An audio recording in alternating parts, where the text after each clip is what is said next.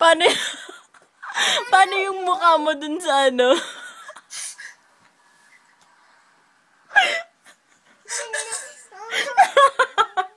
Yung isa siya yun.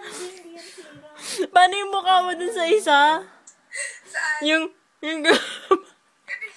yung ano, yung sabi ko ang pangit. Ayun sa McDo? Oo. Ang danda. Yun. Paano ba yan? Nasa gate lang.